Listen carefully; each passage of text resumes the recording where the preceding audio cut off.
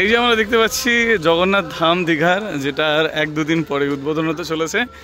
আর এটা হলো একদম জগন্নাথ ধামের সামনের রাস্তাটা। এই যে সোজা চলে গেছে, এদিকে হলো ওল্ড দীঘা কিছুটা পরেই, আর এদিকটা হলো নিউ দীঘা। নিউ দীঘা অবধি এরকম প্রচুর লাইট লাগানো হয়েছে। আর এখন সময় যদি দেখি, এখন বেজে গেছে অলমোস্ট 2:48। আজকে হলো 28 তারিখ, সোমবার দিন। আর লাইটের কাজ যদি এখনও অনেকটাই বাকি আছে। আর এপাশেও যদি দেখি, বেশ কিছু কিন্তু পার্কের মতন তৈরি করা আছে, যেগুলো তোমাদের আস্তে আস্তে দেখাবো। আর জায়গাটা আমি জানি না দিনে কেমন লাগছে, বাট রাতে আমার মনে হয় কিন্তু আরও সুন্দর লাগবে। মন্দিরের উল্টো দিকে জায়গাটা, যেটা আমি আগে হয়তো দেখিয়েছিলাম, তখন কাজ চলছিল, এই জায়গাটাকে খুব সুন্দর একটা ঝিল আর পার্কের মতন করা হয়েছে।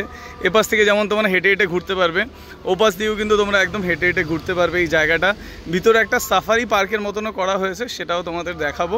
রাত্রিবেলা এখানে বিভিন্ন রকম লাইট শো আর ঝর্ণারও আয়োজন করা হয়েছে। এই যে এখানে দেখতে পাচ্ছি প্রচুর লাইট লাগানো, আর ওপাশেও কিন্তু প্রচুর টেম্পোরারি মানে উদ্বোধনের জন্য লাইট ইনস্টলেশন করা হয়েছে। প্রচুর লাইটিং আমি দেখতে পাচ্ছি এখানে। আমি খালি ভাবছি যে রাত্রিবেলা এই জায়গাটা কত সুন্দর লাগবে দেখতে। আর লাইট মানে এত পরিমাণ লাইট দেওয়া হয়েছে, প্রচুর ডিজিটাল ডিসপ্লেস এখানে থাকবে, যারা বাইরে থেকে দাঁড়িয়ে দাঁড়িয়ে যাতে অনুষ্ঠানগুলো দেখতে পারেন। কেন আগামীকাল মানে 29 তারিখ এখানে মহাযজ্ঞ আছে। মহাযজ্ঞর পরে 30 তারিখ এটার শুভ উদ্বোধন আছে। আমার মনে হয় 3টের পর থেকে সাধারণ দর্শকের জন্য খুলে দেওয়া হবে মন্দির। আর এই পাশে বলছিলাম যে পার্কটা আছে, পার্কটা কিন্তু এই পাশ থেকে লম্বা গেছে একদম, মানে মন্দিরের উল্টো দিকটা পুরোটাই পার্ক করা হয়েছে। বেশ একটা জাঁকজমকপূর্ণ ব্যাপার কিন্তু এখানে। এই পার্কের মাঝখানের জায়গাগুলো খুব সুন্দর করে মানে যেটা বিউটিফিকেশন করা হয়েছে। যদি দেখি এখানে আসার পরে এই পুরো যে জায়গাটা, এই জলের জায়গাটা, এই জায়গাটাকে দেখা যাচ্ছে, বেশ ভালো লাগছে। মানে সন্ধ্যাবেলা এখানে কিন্তু সময় কাটানোর জন্য কিন্তু একটা ভালো জায়গা করা হয়েছে। এই জায়গাটা কিন্তু এরকম ছিল না, বাট এখন জায়গাটাকে বিউটিফিকেশনের মাধ্যমে আরও সুন্দর করে দেওয়া হয়েছে। এটা বলছিলাম, এখানে কিন্তু প্রচুর ডিসপ্লেও ইনস্টল করা হবে, যাতে বাইরে থেকে লোকজন দেখতে পারে, তারও কিন্তু এখানে প্রিপারেশন চলছে। আমি বেশ কটা এরকম ডিজিটাল ডিসপ্লে দেখলাম এখানে। চলে এসেছি একদম আমরা মন্দিরের সামনে। এই হলো সেই বিশাল বড় গেট মন্দিরের। এখানে প্রচুর ইনস্টলেশন রাখা হয়েছে, আরও অনেক কিছু হবে। আর এই পাশে যদি দেখি, এ পাশেই কিন্তু তোমার সেই বলেছিলাম একটা সাফারি পার্কের মতন করা হয়েছে। বেশ খুব সুন্দর করে সাজানো হয়েছে জায়গাটা। গতবার যখন এসেছিলাম তখন কাজ চলছিল, এখানে জল ছিল না, এখন যেমন জলগুলো চলে এসছে। আর এই যেই ভিতরে যদি দেখো, এখানেও কিন্তু তোমার একটা বিশাল বড় সাফারি পার্কের মতন করা হয়েছে। আর এই ইনস্টলেশনগুলো কিন্তু দেখতে বেশ সুন্দর লাগছে, বাহ বিউটিফুল। আর এই পাশটা যদি দেখো, হ্যাঁ যেটা বললাম, ও পাশে যেমন দেখলাম এই সাইডটাতে যেমনভাবে বিউটিফিকেশন করা হয়েছে, এ পাশটাও কিন্তু করা হয়েছে। আর এখানে কিন্তু ভিতরে একটা সাফারি পার্ক করা হয়েছে।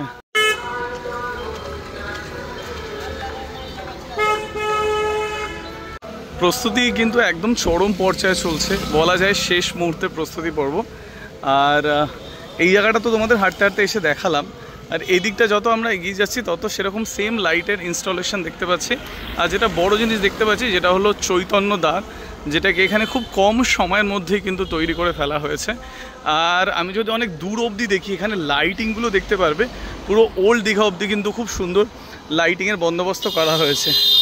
আর আমি সামনে আগিয়ে যাচ্ছি তত দেখতে পাচ্ছি এখানে একটা জগন্নাথ ধাম, খুব সুন্দর এখানে একটা লেখা রাখা হয়েছে। যেমন সব জায়গায় আমরা দেখি না আই লাভ, বা যে কোনো জায়গার নাম থাকে আই লাভ দার্জিলিং বা এরকম কিছু, তেমনই কিন্তু এখানে জগন্নাথ ধাম এই লেখাটা এখানে খুব সুন্দর করে রাখা হয়েছে। যেটা বলছিলাম, এটাই হলো চৈতন্য দ্বার। আমি যখন গতবার এসেছিলাম তখন চৈতন্য দ্বারের কাজ চলছিল, মানে জাস্ট বেসিক ফাউন্ডেশনটা তৈরি হচ্ছিল। এখন যদি দেখি চৈতন্য দ্বার পুরো তৈরি হয়ে গেছে, যেটা বিশাল বড় দ্বার, দেখতেও কিন্তু অপরূপ সুন্দর লাগছে এই জায়গাটা। আর এ পাশে যদি দেখি, হ্যাঁ মন্দিরের কিছু মুহূর্ত এখান থেকে তো দেখা যাচ্ছে, বাট মন্দিরটা এখান থেকে অনেকটাই দূরে। আর যেহেতু আলোটার একদম উল্টো দিকে, তাই মন্দিরের পরিষ্কার চিত্র পাওয়াটা একটু মুশকিলের। সোজা যদি দেখি, এটা সোজা চলে গেছে ওল্ড দীঘার দিকে। রাত্রিবেলা লাইটগুলো জ্বললে কিন্তু খুব সুন্দর লাগবে। এ পাশে আরেকটা রাস্তা চলে গেছে, এদিক থেকে যদি সোজা একটু এগিয়ে যাই, তাহলে মন্দিরটা সামনে থেকে দেখা গেলেও যেতে পারে। সামনের জায়গাটা খালি ছিল, কিন্তু আমি দেখতে পাচ্ছি ওখানে প্রচুর ইনস্টলেশন অলরেডি হয়েছে, যেগুলো টেম্পোরারি ইনস্টলেশন।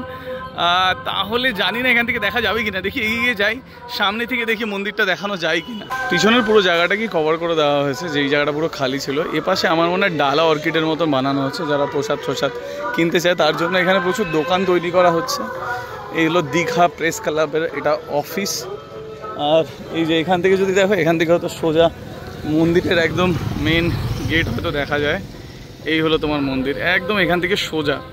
তো এখান থেকে এন্ট্রি করলেও কিন্তু একদম মন্দিরটা একদম সামনাসামনি দেখা যায়, একদম সামনের দিকে।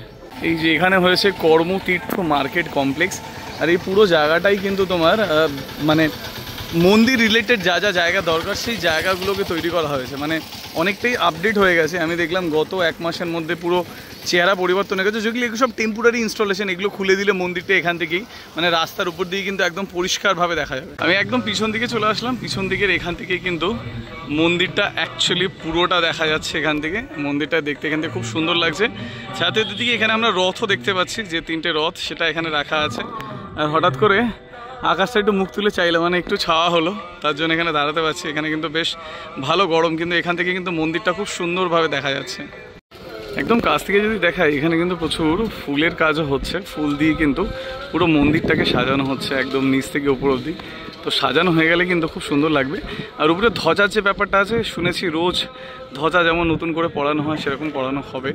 আমার এই ব্যাপারে খুব একটা আইডিয়া নেই, বাট আমি খবর শুনেছি। আর ফুল দিয়ে সাজানোর পরে কিন্তু আরও সুন্দর লাগছে দেখতে আস্তে আস্তে। বুঝতেই পারছো এখন কিন্তু মানে যেটা লাইক প্রিপারেশন একদম চরম পর্যায়ে চলছে, একদম লাস্ট মোমেন্ট প্রিপারেশন। চারিদিকে লাইটে লাইট, আমি যেদিকে দেখছি সেদিকে লাইটে লাইট। তো রাতের জন্য অপেক্ষা করছি। দিনে আপাতত এটা হলো live update from Digha Jagannath Dham. কেমন লাগলো নিশ্চয়ই কমেন্ট করে জানিও। আগামী কিছুদিন আমি এখানে আছি, আর তোমাদের time to time live update দিতে থাকবো আমাদের ফেসবুক, ইনস্টাগ্রাম অথবা ইউটিউবের পেজে। তাই দেখতে থাকো বংলা বাঙালি।